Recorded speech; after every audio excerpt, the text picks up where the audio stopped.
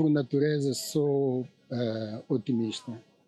Portanto, eu acredito que uma nota, mesmo aquele que vai à escola, a nota não determina o futuro ou o fim da pessoa. Portanto, e a nota é circunstancial também, não é? Então, mesmo na escola, lembra-se, né? A pessoa pode ser classificada de uma maneira hoje, mas o que importa é o fim. Se você passa o exame ou não. Eu penso que devemos nos concentrar mais naquilo que nós podemos fazer para mudar o estado das coisas. E isso faz-se simplesmente com o chamamento do presidente. Vamos trabalhar. Vamos trabalhar, vamos produzir, vamos aumentar a produtividade e tudo, no fim, vai sorrir para nós. Portanto, ficar a pensar só na nota, o que é que o outro disse, e sem pensar o que é que você quer atingir, limita o seu potencial e não deve ser assim. Nós temos que ver, nós próprios não precisamos de nota para sabermos o que é que, quais são as áreas que podemos melhorar, o que é que podemos fazer mais. A introspeção, é esse debate que hoje está-se a ter hoje aqui. É para exatamente sabermos onde é que nós podemos fazer mais. E penso que a essência é isso, o foco deve ser isso. Nunca gastar muito tempo no passado ou naquilo que as pessoas dizem, mas mais naquilo que você acredita, naquilo que você acha justo fazer para materializar a sua visão. Então, esse será o meu apelo. Vamos pensar mais naquilo que podemos fazer melhor, ou como que nós podemos absorver essa enorme força da juventude e da mulher para transformar o nosso país no paraíso que nós desejamos. Por natureza, sou otimista. Portanto, eu acredito que uma nota, mesmo aquele que vai à escola, a nota não determina o futuro ou o fim da pessoa. Portanto, e a nota é circunstancial. Paulo Zukula Magala defende que indicadores por si só não indicam a qualidade de vida da população moçambicana. Vamos olhar em torno do combate ao terrorismo, onde o reforço da segurança continua no topo das prioridades no país. O presidente da Frelimo diz ser necessário reforçar a capacidade das forças de defesa e segurança para combater ao terrorismo, sobretudo que afeta a província nortenha de Cabo Delgado. Camaradas, as ameaças à segurança nacional não se limitam ao terrorismo.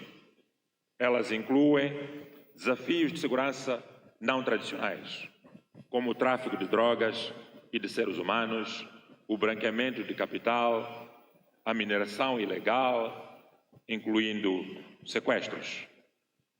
Todas estas formas de crime organizado comprometem a nossa soberania e os recursos naturais.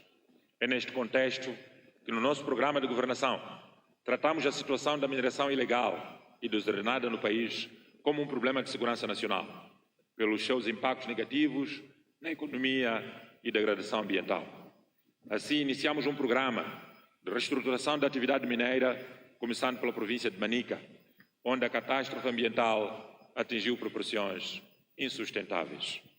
Escolhemos a província de Manica pelo seu histórico de mineração e, sobretudo, pelos problemas estruturais detectados, o crescimento vertiginoso da mineração artesanal informal, a atuação irresponsável dos operadores mineiros, com impactos negativos sobre o meio ambiente, pressão sobre as comunidades e prejuízos financeiros ao Estado, que inclui a declaração de volumes de produção visivelmente, ou melhor, visivelmente manipulados, com objetivos de sonegar a sua responsabilidade e obrigações fiscais perante o Estado. Daniel Chap disse ainda que a exploração dos recursos não deve resultar no enriquecimento ilícito nem trazer prejuízos ao meio ambiente. Perante esta realidade, decidimos agir com responsabilidade e firmeza, suspendendo toda a atividade mineira, como medida necessária para reorganizar o setor, repor a legalidade e proteger o interesse nacional, que é o interesse do povo moçambicano. Criamos uma comissão multissetorial, envolvendo diferentes instituições do Estado, com a missão de avaliar no terreno a situação real e propor soluções concretas.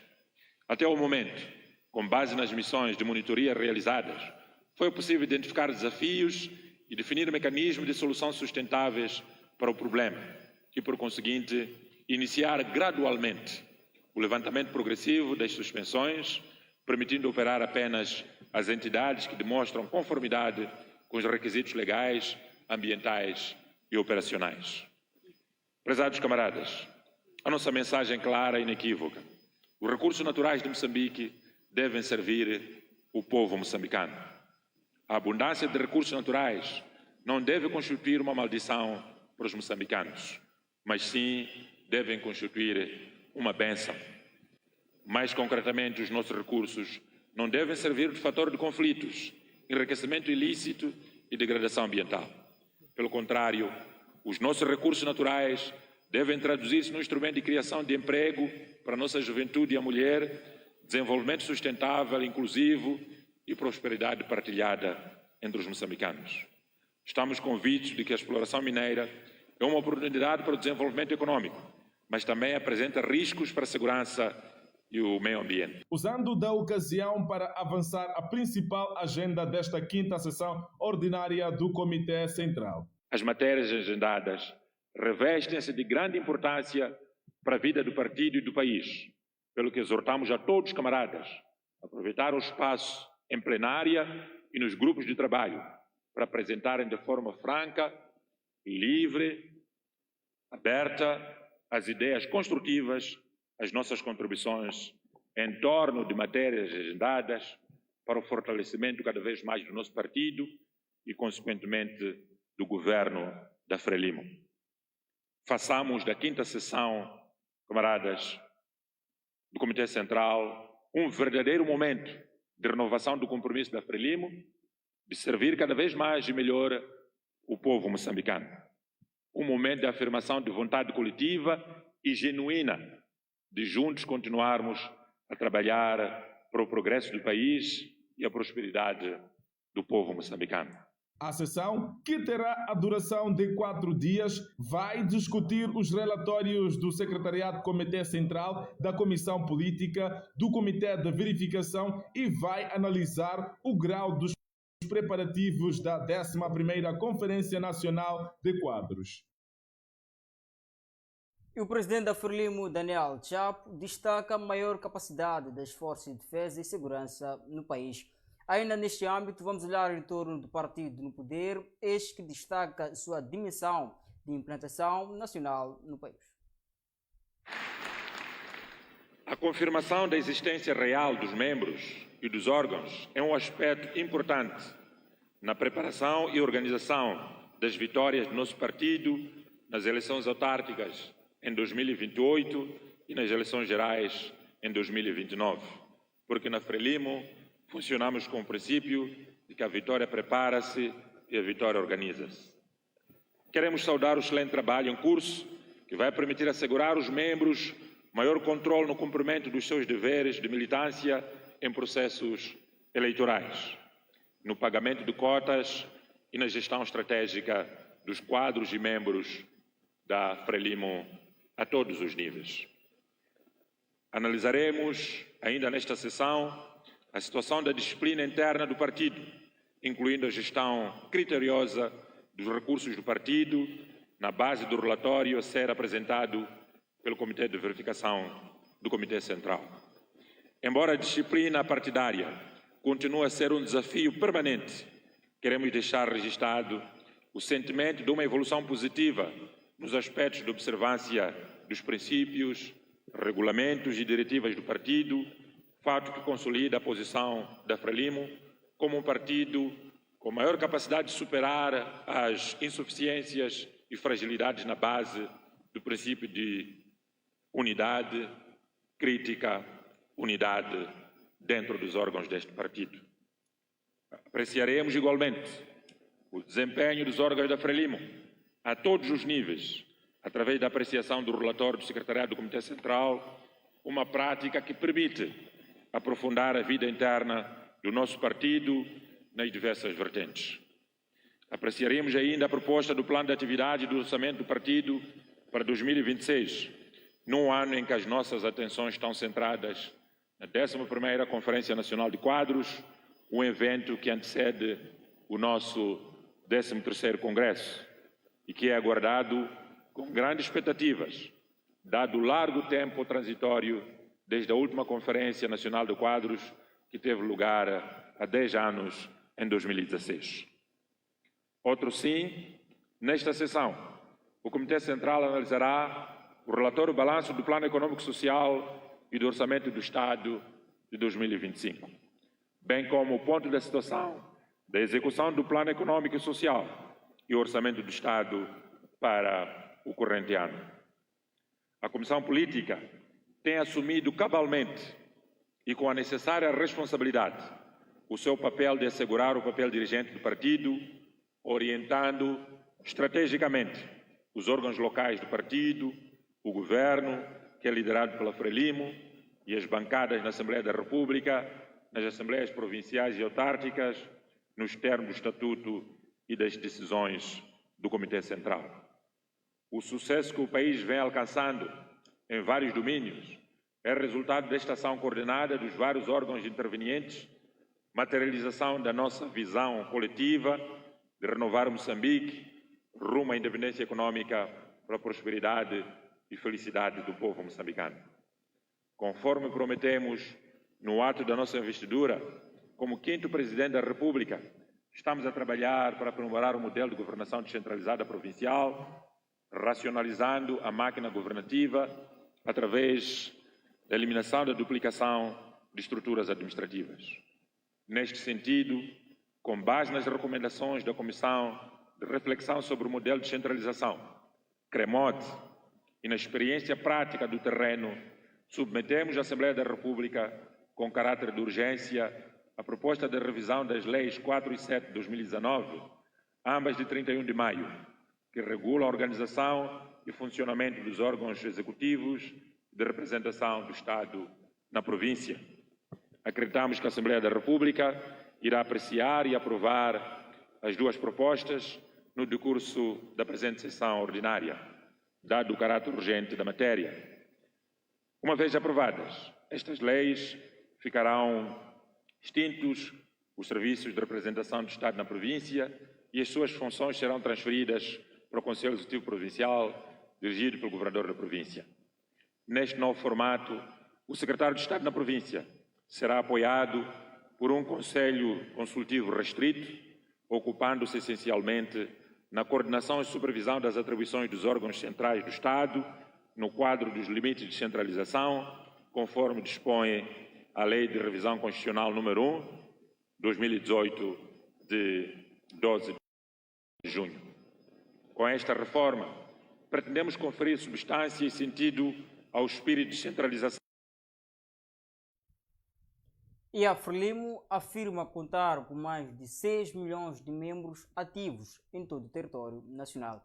E deixa-nos olhar em torno da descentralização de poder, onde a governação portanto, essa governação descentralizada continua a ser apontada como o maior destaque para o desenvolvimento do país. Voltar-se com um novo formato sobre os órgãos de descentralização do Estado. E esperamos que, efetivamente, a figura do governador provincial, que é uma figura eleita, não é? Neste formato de lei, tem um pouco mais de amplitude dos seus poderes. Se eu não estou equivocado, são 8 setores dos governos, tanto dos poderes descentralizados, que passam para a governação provincial. É um desafio, não é, que estamos à espera de ver o formato final que a Assembleia da República vai tomar. Mas também, como deve ter acompanhado, é a situação dos desastres naturais que nós tivemos a testemunhar ou sofremos neste ano, ainda os efeitos continuam, que vai estar a exigir do setor do Estado uma nova visão sobre como, efetivamente, nós enfrentarmos isto, tendo em conta a sua ciclicidade e a sua dimensão no dia a dia em que essas iniciativas ocorrem, aliás, essas calamidades ocorrem, mas também a capacidade que o Estado tem que criar para responder a esta nova fase das manifestações dos desastres naturais. Creio que 2014, em que havia esta pressão de que, bom, aquele que ganhasse numa província, o partido ganhasse, devia governar nessa província.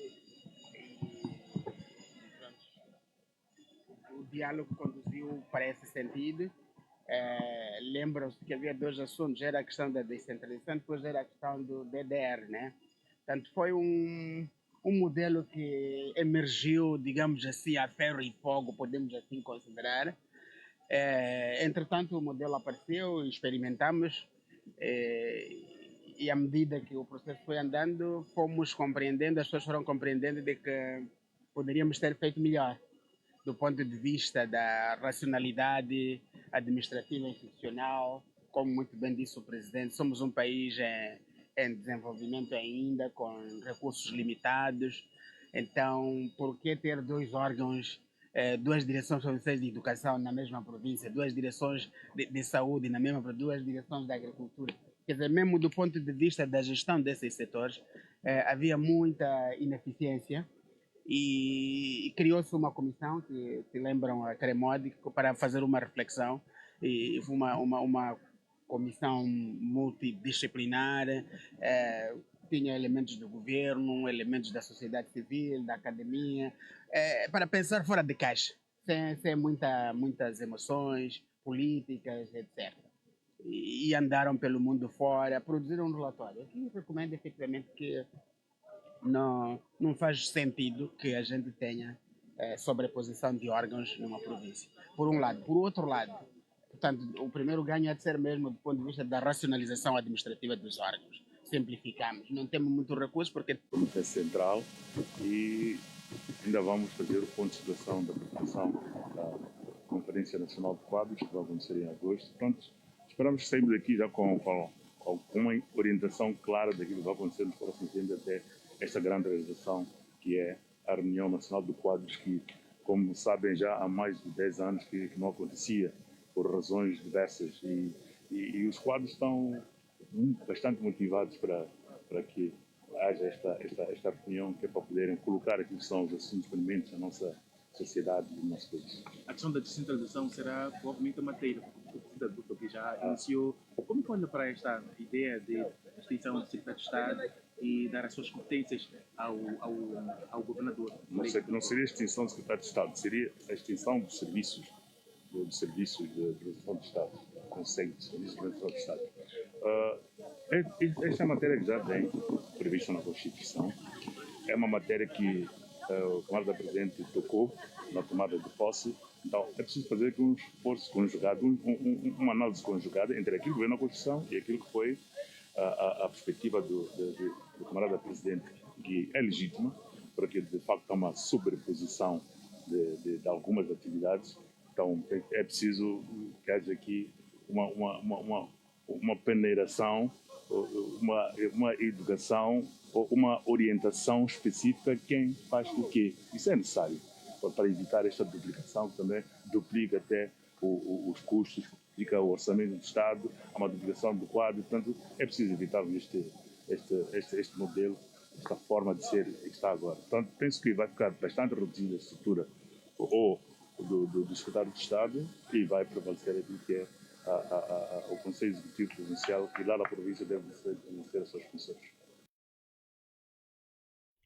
E a Frelimo afirma que a governação descentralizada é o fundamento crucial para o desenvolvimento do nosso país.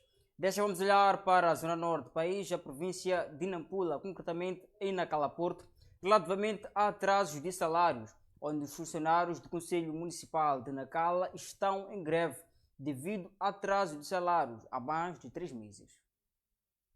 O partido Renamo na cidade de Nacala Porto, província de Nampula, convocou os órgãos da comunicação social para pronunciar-se sobre a greve dos funcionários do Conselho Municipal, acusando o edil Farouk Momadi Nuro de má gestão administrativa. Estamos reunidos aqui na sede do nosso partido Renamo para podermos mostrar o nosso posicionamento em relação ao povo de Nacala, em relação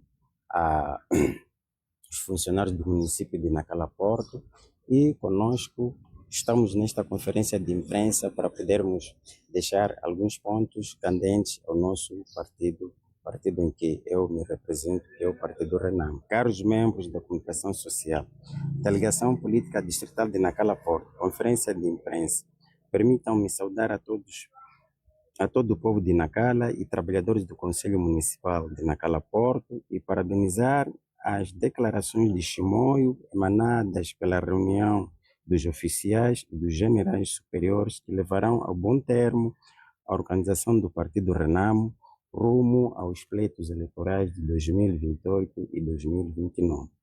Estimados cidadãos, a delegação política distrital de Nacala Porto vem por meio desta expressar a sua profunda solidariedade com os funcionários do município de Nacala Porto, que há meses se encontram privados dos seus salários, forçados à greve. Esta situação é inaceitável e revela de forma clara o colapso da gestão municipal.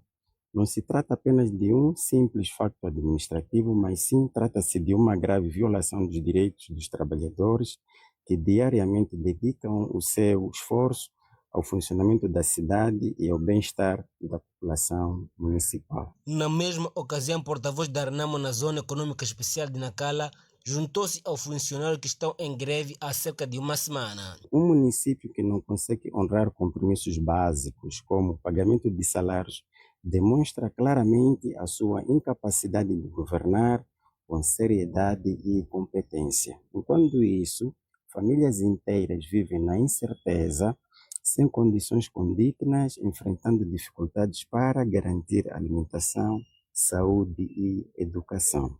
Os manifestantes fecharam as portas do Conselho Municipal em protesto contra o atraso no pagamento de salário que já dura 3 meses. O porta-voz fez um apelo às autoridades competentes para solucionar o problema o mais rápido possível. Apelamos a quem é do direito para proceder os seguintes pontos: o pagamento imediato dos salários em atraso, a responsabilização dos gestores municipais envolvidos, a transparência na gestão financeira do município de Nacala Porto. Até ao momento, os funcionários do Conselho Municipal de Nacala continuam em greve e o edil ainda não se pronunciou sobre a situação. E neste âmbito, a Renamo acusa a edilidade local pela má gestão e exige esclarecimentos urgentes. Da zona norte do país, vamos à zona centro, onde vamos olhar em torno desta tragédia na Zambésia, onde um adolescente de 15 anos de idade teria tirado sua própria vida por conta de uma traição. O incidente ocorreu no bairro 7 de abril, no mesmo dia em que se assinalava o Dia da Mulher Moçambicana. De acordo com informações, o jovem terá enfrentado um momento de forte abalo emocional antes do sucedido. Após deixar a residência, acabou por ingerir a substância e foi encontrado já debilitado na via pública. Eu ouvi assim mesmo. Ouvir como eu ouvi assim mesmo, de que o jovem tomou a toca por causa de uma namorada.